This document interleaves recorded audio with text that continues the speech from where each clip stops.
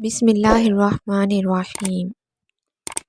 جب عبد الرحمن بن عوف رضی اللہ تعالی عنہ مدینہ آئے تو رسول اللہ صلی اللہ علیہ وآلہ وسلم نے ان کا بھائی چارہ سعد بن ربیع انصاری رضی اللہ تعالی عنہ سے کرا دیا۔ سعد رضی اللہ تعالی عنہ مالدار آدمی تھے۔ انہوں نے عبد الرحمن رضی اللہ تعالی عنہ سے کہا، میں اور آپ میرے مال سے آدھا آدھا لے لیں اور میں اپنی ایک بیوی سے آپ کی شادی کرا دوں۔ عبد الرحمن رضی اللہ تعالیٰ عنہ نے اس کے جواب میں کہا، اللہ تعالیٰ آپ کے اہل اور آپ کے مال میں برکت عطا فرمائے۔ مجھے تو آپ بازار کا راستہ بتا دیجئے۔